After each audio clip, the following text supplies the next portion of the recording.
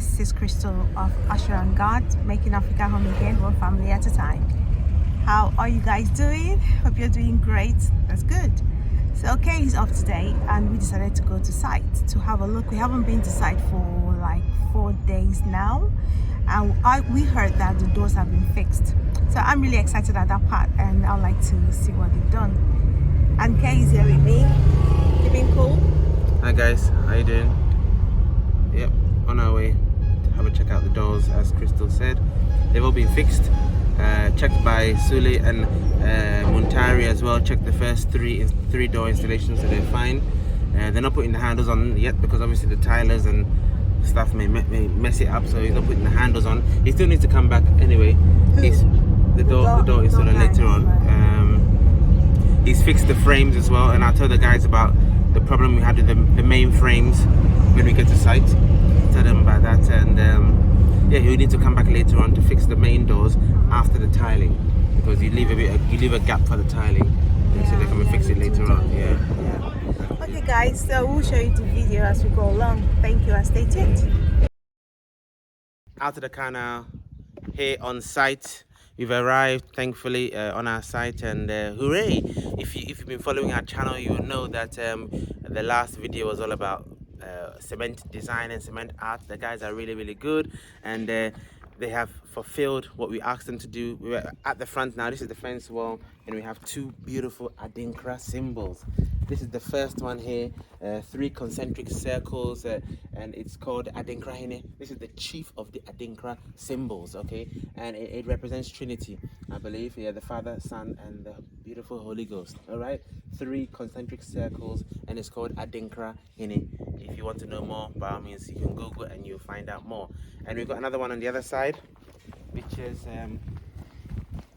another one of my favorites. I love all the Adinkra symbols, from Jinyami to Endurance, all of them. This one here is also one of my favorites as well. Okay, and here that symbol is a symbol which means God's protection. Okay, God's protection, Yehovah Elohim's protection, and we're painting that black, won't we, Chris? Yeah, we will. This will be painted black, and then the inside will be whatever the color of the wall is, for it to stand out.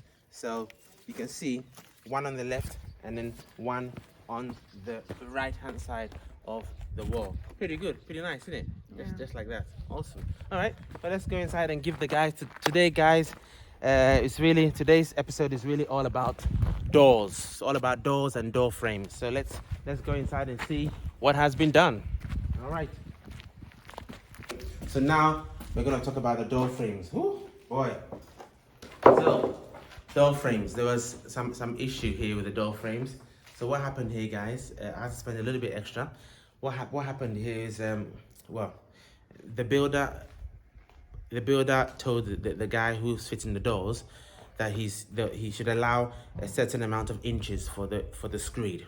Okay, and the door frame guy came and fitted the door to a different level. From his experience, he thought that it were at a different level. Now, when the screeding has actually happened, the sheer amount of pipes on the floor meant the screeding needed to be higher. So then the door frames were then not the right height for the tiles. Everything wasn't coordinated. So we had an issue where the builder was blaming the door frame guy. The door frame guy was blaming the builder guy. We were at a junction where we didn't know what to do. But when we analyzed the situation, it was really the fault of the guy who installed the door frame. But again, difficult to prove. But anyway, what it boils down to is that we needed to remove the old frame, chisel a bit of the screed, and put new frames in. But glory be to God, there are four external doors. And the good thing is the door installer had 2 spare, gave us 2 spare, but we needed to buy an extra 2 at a cost of 1,000 Ghana cedis, which was pretty annoying, but that's what needed to happen.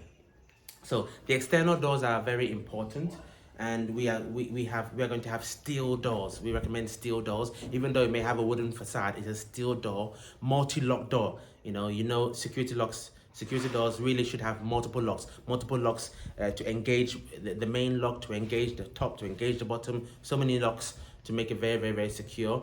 In Ghana here, again, as most things, The doors are imports from Israel, imports from Turkey, whatever your choice is. Price wise, the security doors were about 4,500 Ghana cedis. Okay, 4,500 Ghana cedis. I'll put the price in dollars and pounds on your screen. I can't do that math in my head right now. So that's all sorted now, which is great. But this is one of the frustrating things about Ghana, or I guess Africa in general. And I'm hoping and believing that as our brethren come back home and make Africa home again, this will change with time. We don't manufacture anything, which is why the levels of poverty are high. We need to start manufacturing things. Look at this door. We are importing. We've got so much wood and so much metal in the country. Okay. Here's another example. We're beginning to get kitchen cabinet quotes. Yeah. And the top quality material for kitchen cabinets is laminated bamboo plywood. We are surrounded by bamboo in abundance, but guess what? We don't manufacture. So the bamboo, the foreigners come, they get the bamboo is shipped overseas, they process it and bring it back to us as ridiculous kitchen cabinets. Madness. Oil. We have oil in the land, in Nigeria, Ghana, all over. Nigeria is a typical example. They produce the oil, they ship the oil overseas to get it processed, and then they bring it back and sell it to you at a higher charge. Madness. Here's a third thing that even annoys me more. Herbs, vegetables. We are blessed. Jehovah has blessed the land of Ghana, the land of Africa, with so many amazing herbs, with amazing health benefits. Absolutely amazing. But you have the foreigners coming, the Chinese coming, they come, they take the herbs, take all the vegetables, take them away, process them, put them into pharmaceutical products, add some other chemicals to it, and come back and sell it to us at a higher price. Madness. Use the herbs, use the vegetables, use everything directly for direct benefits. And the psychology is all wrong. So for some people, when you talk about herbs, they think you're talking about something evil. Madness. We need to get proper understanding. We're going to cover that in other videos. Beautiful herbs with scientific evidence and other things that healing properties, just amazing. Really, really amazing. But guys, as we make Africa home again, let us begin to manufacture. That's what it's about. So back to the topic of today, doors and door frames. So we're going to go inside to see our internal doors, which have been delivered and fixed. Wonderful. So, yeah, here we are. We start with, Chris, your favorite room? The kitchen. So, here, guys, we've got here, it's GMB, nice, lovely door. Okay, it's a steel door, very solid steel door. The lock is, again, a multiple lock system for top security, mortise locks, multiple locks to a number of sides. I won't go into the details for obvious reasons, but steel door with a peephole there as well. Very, very, very solid door as well. All fixed. All the frames are fixed. Again, in doing this, you must always make sure that you coordinate with the tiler, because at the moment we've got the screed done, but obviously when it comes to the tiling, you would have tile cement, you have a chemical, and you have normal cement that they mix together before the tile. And typically, you need about 1.5 inches, let's say, as an allowance for the tiling, including the tile cement and the other products I just mentioned. So that needs to be factored in when you're fixing the frames and fixing the door, so you don't end up having to remove things again when the tiling happens. So that's where we are now. Cost point. Each of these doors, steel doors, cost 900 Ghana cedis. Okay, that's 900 Ghana cedis. You have the price in dollars and. When you close it, oops.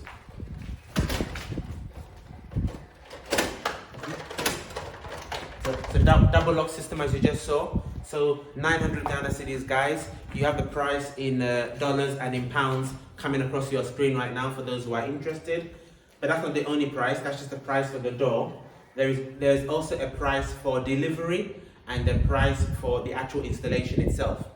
Now, delivery price depends on where you live. We bought 6 of these, so that was 6 times 900, which is 5,400.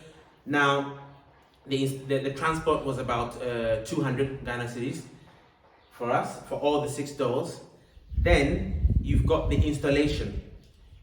for the installation, installing the frames and the level base down there is 100 Ghana cedis per door as an installation cost. Okay, so factor that into it. 900 cedis for the door and 100 cedis for the installation of the door. So all in price of 1,000 cedis per door, and then obviously 200 Ghana cedis for the transportation of all the 6 doors that we purchased.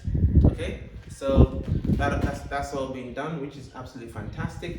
Let's go into the electrical room now, which is my second baby. It's the electrical room. The first baby is holding the camera. Okay, so we go into the electrical room. This is obviously the laundry. And yes, somebody was asking, oh, is the electrical room in the laundry room? No, the electrical room is not in the laundry room. There are 2 separate rooms. Obviously, we don't want water close to electric.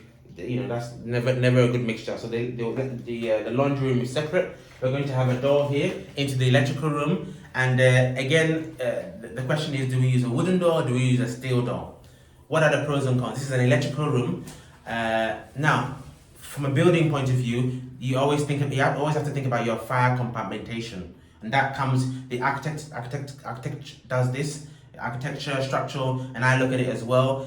You think about all scenarios. Now, God forbid, it will never happen, but if there's a fire in the electrical room, you want that fire to be contained for as long as possible. Steel has a far greater fire resistance than wood. So for that reason, this door behind me will be a steel door for sure. Okay? Obviously, a wooden door will be cheaper, but less fire resistant. It doesn't make sense. There's going to be a steel door. So, just coming through here. There's a big ladder in our way that Chris doesn't need to come in here, just to show the guys that, yes, the wall has all been plastered. It's absolutely awesome.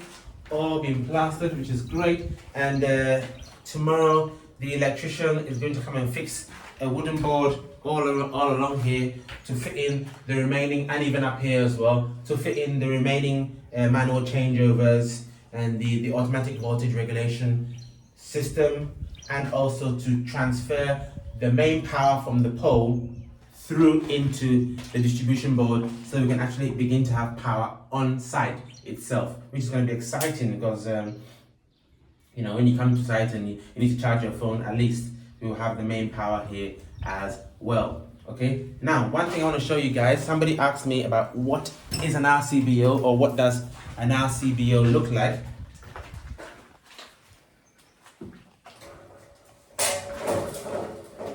Alright, so if Crystal, the lovely Crystal, can zoom in just a little bit. Okay, so this is the main switch. This is the main switch, the main incomer, 125 amp rated, and then we've got, these are all the breakers. They're called MCBs, Type C breakers, typically what we use in domestic installations. And then what we have here, if you can just zoom into here, where my finger is, you can see that's an RCBO. It says test RCBO, and that device there, okay, test RCBO, that device there is the device that protects you from electric shock. It's a regulation in the UK. I'm told it's regulation in Ghana here, but it's not necessarily enforced in Ghana unless the building owner knows what they're doing to enforce it. So this is necessary, RCBOs, to protect especially your socket circuits. You don't necessarily need them for lighting, because the risk of getting a shock from a lighting circuit is a bit more minimal. But if you want it all on all circuits, then that's great as well. Okay, each of those RCBOs was about, I think, about 250 Ghana cedis, which is about 31 pounds and about 44 US dollars. Okay, but the other breakers, the other MCBs, they come together with the eating distribution board, so you don't have to worry about that per se. Let's go to the back to show you what the electrical installation is right now, temporary, and what's going to be done to make this permanent.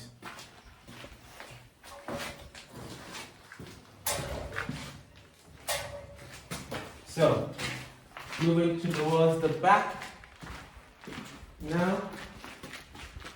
Okay, so, right. Oops. Watch out for the lizards. Yeah, they've patched up this place. Yeah, that's good now. Oh no, they haven't finished yet. They're still going. Yeah, but somehow Yeah. it's Yes, not yes. the way it used to be before. Oh, this. Oh, yeah. Oh, yeah. They Yeah, patched it up. Yeah, they patched it up, guys. That was the electrician's blunder, but they patched it up. As you saw, we didn't sack him because you know you see it's not easy. The micromanaging is not easy. It's pretty annoying, but we thought that it wouldn't be wise to sack him. Because in Ghana here there's a bit of a culture where sometimes if you sack one of the artisans and you bring another artisan in, it becomes even worse. You know, they start complaining about what has been done. They'll condemn it and they'll tell you they have to start again, which can cost you. Sometimes they even go spiritual on you, really. They even go spiritual on you. Yeah. And tribal. And so you've got all this tribal crap as well in Ghana. And I tell you that, for example, you know, we are not tribal. We love all people. But there's some issues in Ghana where, for example, if let's say somebody from the Ewe tribe, yeah, has done an installation and for whatever reason it didn't finish it or left, when a new artisan comes in, from a different place, if they find out that from a different tribe, from a different tribe, or yeah, different tribe, yes, if they find out that an Ewe man or woman did this work and didn't complete it, they'll say, oh, they're not interested. Because for some reason they're afraid that they're going to be cursed or some sort of spiritual stuff. And you've got all this tribalism and you know all this spiritual stuff that is around, and that can also, you have to also figure out this as well and take that into account, the culture of the land and the culture of the people when you are building your dream home in Ghana or anywhere else for that matter. Yeah, that's why we decided not, that's one of the reasons why we decided not to sack our electrician. He does genuinely know what he's doing, just that his communication skills are bad, and obviously he's taken on too much work as well, so therefore there's a committal issue there as well. So hopefully that helps you guys. So as you know, we've got this temporary power cable that comes to the top, and then what's going to happen is that power cable will be extended into the main electrical room, and we're going to install a piece of trunking, a piece of lovely white trunking or whatever it is to match the building color, piece of lovely white trunking, which will take the cables through and then in and then penetrate into the main electrical room and then connect into the new installation. So that's what's going to happen in the fullness of time. So yeah, so we look forward to that as well. The electrical meter will stay where it is. That will stay where it is. And in Ghana, let's talk about electrical meters. In Ghana, there are two types of meters. You've got what they call the postpaid and the prepaid meter. Now, postpaid meter, that's the meter there. A postpaid meter means that you pay after the post. Basically, means you pay after use. So that means you use it, and then depending on your consumption, you get your bill. Okay. Now, that is an okay system, but personally, I prefer the prepaid system in Ghana here. It has a number of advantages, and what the prepaid system means is it operates on an app on your phone. The ECG has an app, your meter has a reference, and you simply top up the electricity whenever you need to. You know? More like pay as you go. More like pay as you go. Yeah, more like pay as you go, but they call it prepaid, but exactly like that. Monthly, whatever, you can check your consumption as you go along. Prepaid, that's what we like. That's what we have where we are living temporarily now, and that's what we're going to have here. Okay, awesome. So guys, I'm really excited about this. You can see that I've moved some of the blocks to the other side. So this is going to be my farm. They will have to fill this place up. I think they're gonna do like 2 trips of sand and something black soil. Black soil, yeah. So that I can plant on this place. But you see, they're clearing it up now. Once they're done, I get them to prepare the land, and then I can transplant my crops. Exactly. Possibly plant new ones, but it's giving me that kind of feeling that everything, you know, will be okay. I'm feeling like I'm home now. Yeah, more like at home in my home. Because of your plans? Yes, yeah, they're getting that place ready. Madly in love with nature. Yeah. Yeah, it's good because it's all about being independent for us and being sustainable. Independent water with our borehole, independent food by planting on the land. Plant everything you need to eat on the land. We believe that everything you plant must have a benefit, even if it's a fruit, and we need to be able to eat it. Avocado, what have you.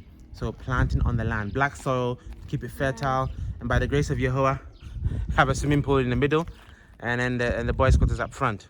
I do not know why they left that tree, but I think That what, sorry? That tree over there, it could be a plant. We'll find out what it is. If Oh, okay. If it's an edible plant, I won't remove it. Yeah. So just got a Yeah. few blocks to go. We'll ask Sully when that is planned to be removed. Yeah. They also remove the blocks anyway. Of course. Yeah. There's a few blocks. But yeah, it's work in progress. And Awesome. I'm really happy about it. Yes, exactly. Yeah. All right. We hope you enjoyed this episode. Asher and Gad channel as usual. Please like, share, subscribe, hit that notification button so you always be notified when Asher and Gad release a new educational and you know, inspirational video, as one of our subscribers recently said.